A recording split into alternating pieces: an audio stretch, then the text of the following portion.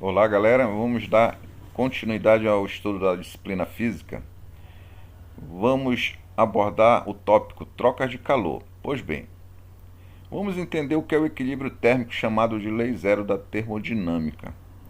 Bem, o equilíbrio térmico se dá da seguinte forma: dois ou mais corpos vão estar em equilíbrio térmico a partir do momento que eles passam a ter temperatura igual, ou seja, eles passam a ter uma mesma temperatura. Isso ocorre quando o fluxo de calor se dá espontaneamente do corpo de maior temperatura, que é o corpo quente, para o corpo de menor temperatura, que é o corpo frio.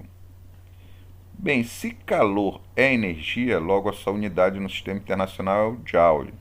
Porém, no cotidiano, a gente pode aplicar a unidade caloria.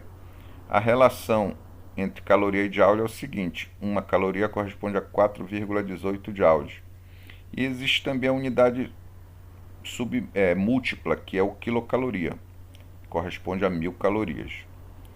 Sendo que a caloria vai ser a energia necessária para variar em 1 grau Celsius a temperatura de 1 grama de água. Porém, água, né? Substância água. Então tá. E o que seria a quantidade do calor sensível? Essa quantidade de calor sensível é uma quantidade de calor que pode ser absorvida ou cedida pelo corpo. A todo momento os corpos ou eles ganham ou eles perdem calor. Porém, se essa quantidade de calor recebida ou perdida for sensível, o corpo ele não vai alterar o estado físico da matéria dele. Ele vai sofrer uma variação de temperatura, mas não vai alterar o seu estado físico. Então esse corpo ele tem massa e ele tem natureza. O calor específico vai indicar a natureza dele.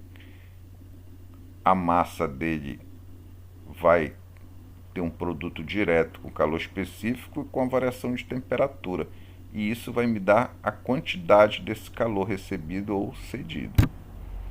Se essa temperatura final for maior que a temperatura inicial, que é essa aqui, essa quantidade de calor é positiva, o corpo ganhou calor. Caso contrário, ela é negativa, o corpo perde calor. Então não pode esquecer que ganhou mais, né? Perdeu menos. O calor específico ele vai depender da natureza da substância. Se a substância for ferro, vai ter um calor específico. Se for água, vai ter um calor específico. Se for areia, um outro calor específico, tá? Pois bem, vamos prosseguir aqui analisando a capacidade térmica. A capacidade térmica do corpo, ela é o calor que ele recebe para variar, olha, a quantidade de calor que ele recebe para variar a temperatura em 1 grau Celsius. Pois bem, essa quantidade de calor é sensível, que eu sei que vale mc delta T. Se eu substituir mc delta T, eu posso simplificar delta T com delta T, que é a variação de temperatura, e aí eu defino a capacidade térmica pela massa com calor específico, produto direto. A unidade da capacidade térmica é caloria por grau Celsius no cotidiano ou joule por Kelvin no sistema internacional. Tá, existe outra quantidade de calor chamado de latente. Contrário ao sensível, o latente agora ele vai alterar o estado físico da matéria.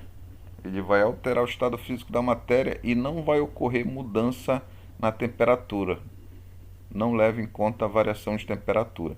Então, m é a massa do corpo que vai alterar o seu estado físico e esse L é o L de latência, ou seja, um valor fixo para que o corpo mude a fase ou estado físico. Se esse valor fixo de latência ele for negativo, menor que zero, aí a gente tem que lembrar que negativo cede, perdeu calor, né? Processos onde ocorre perda de calor, a gente chama de processos exotérmicos.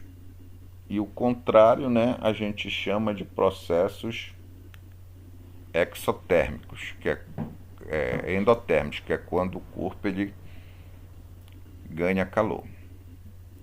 Olha só, se a gente analisar aqui, ó, essa figura, a gente observa que a água entre menos 20 e 0 graus Celsius, ela está no estado sólido.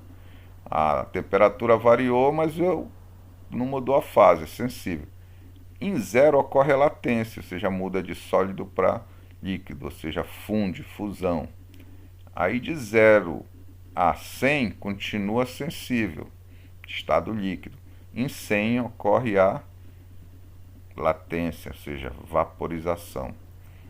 E aí de 100 a 120, a água está no estado gasoso, vapor de água, sensível. Então tenho 3 sensível e 2 latente, ou seja, isso aí é o ciclo da água na natureza, né? Que a água é a única substância que se encontra nos 3 estratos físicos da matéria na natureza. Pois bem, vamos entender aqui o princípio da igualdade das trocas de calor? Se eu misturar aqui o leite gelado com café quente, o que é que vai acontecer? O leite ganha calor do café. O café cede espontaneamente calor para o leite aqui dentro da xícara. Então, o leite ganhou mais Q e o café perdeu menos Q. Se eu somar mais Q com menos Q, dá zero. São simétricos. Então, a igualdade das trocas de calor diz o quê? Que a somatória, esse símbolo aqui é somatório, das quantidades de calor trocada tem que ser nula. Isso que é o princípio da igualdade das trocas de calor. Alright? Vamos então, galera, agora entender aqui o que é um calorímetro. Calorímetro é um instrumento, né, que não permite trocas de calor com o meio externo. Então é um termômetro. Dentro do calorímetro eu tenho um líquido e coloco uma bolinha sólida. Então, olha, vai ocorrer mudança na temperatura aqui. Você observa pelo termômetro que mudou a temperatura. Porém, a interação só foi entre o líquido e a bolinha sólida, ou seja, o calorímetro não permite troca de calor por meio externo. E um calorímetro é dito ideal quando ele não troca calor com o que está no seu interior, tá?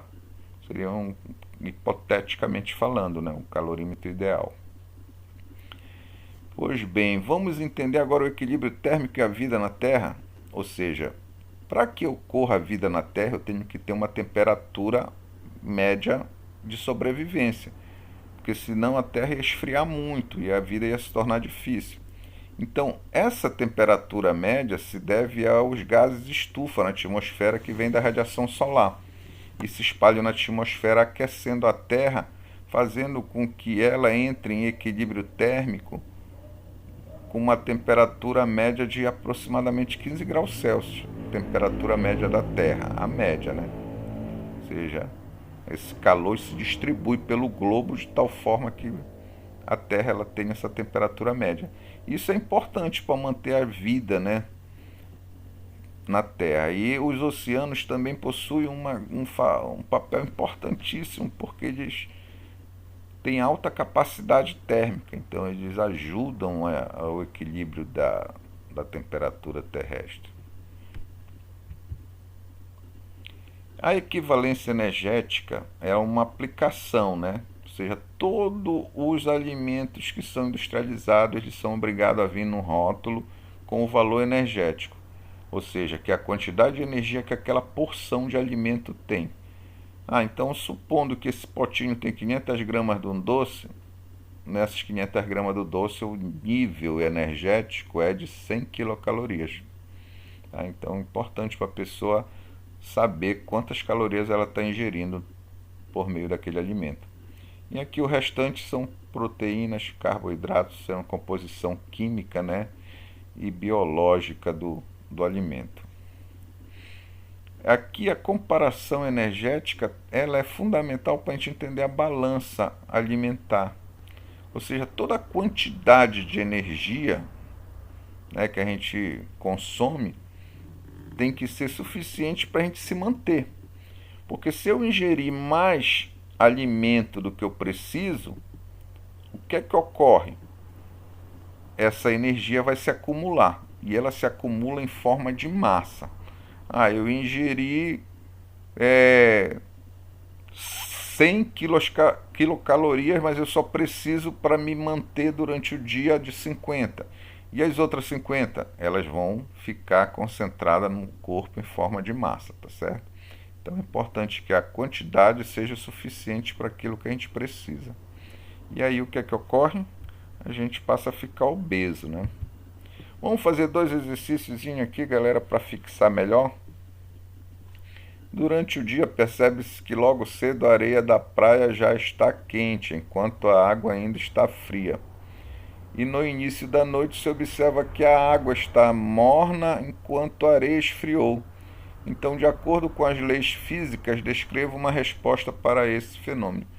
Pois bem, pessoal, na praia a gente já deve ter observado isso na prática, que a areia aquece rápido e esfria rápido, e a água faz o contrário, ela custa aquecer e custa esfriar. Então a resposta está no calor específico, tá? Substâncias que têm alto calor específico, como a água, elas vão custar mais absorver calor e vão custar mais a liberar esse calor. Então por isso que a água leva mais tempo para tornar-se aquecida. E também leva mais tempo para liberar esse calor. E a areia não, por ela ter um menor calor específico, ser porosa também, a areia ela aquece mais rápido e também libera esse calor mais rápido. Então é por isso que a gente observa esse fenômeno na praia, né? Essa seria a resposta física em função do calor específico. O exercício de fixação 2. A embalagem de um produto alimentar traz a informação de que a quantidade de calorias existente em uma porção de 240 ml de seu conteúdo é de 150 quilocalorias, que seria a caloria alimentar, a grande caloria. Qual seria a variação de temperatura de 30 quilogramas de água se toda a energia disponível em 1.200 mililitros desse determinado alimento fosse completamente utilizada para aquecê-la? Aí dados aqui, né? 1 kg de caloria corresponde a 4 kilojoules, porque uma caloria é 4 joules, então 1 quilocaloria é 4 kilojoules. É aproximadamente que ele está dando aqui, porque na verdade é 4,18. E o calor específico da água, 4 kJ por quilograma grau Celsius. Pois bem, como 240 vezes 5 dá 1.200, tá certo? Ou seja, 240 é a quinta parte de 1.200, tá certo? 240 ml, mililitro, é a quinta parte de 200. Então, olha só, como esse 240 ml ele tem essa quantidade de calor, essa porção de 240 ml tem esse nível energético aqui, 150, então, para me saber, eu faço uma regra de 3, para me saber aqui, olha, um nível energético de 1.200, que é 5 vezes de 240, basta eu multiplicar por 5. Então, o nível energético de 1.200 vai ser 750 quilocalorias, tá? Bem, mas eu sei que 1 kg de caloria é 4 kJ. Então, basta eu multiplicar por 4 que eu obtenho em joule. Então, eu sei que em joule, a energia de 1.200 ml desse alimento vai ser 3.000 kJ. Aí eu aplico a quantidade de calor sensível. Massa, calor específico, variação de temperatura. Bem, a quantidade de calor é 3.000. A massa é de 30 kg. O calor específico é 4. Observando que está tudo em kilojoule. 3.000 kJ. A massa 3 kg. O calor específico 4 kJ por grama grau Celsius. E a variação de temperatura aí fica 30 vezes 4 dá 120. 3.000 por 120 dá 25. A resposta correta seria a letra A.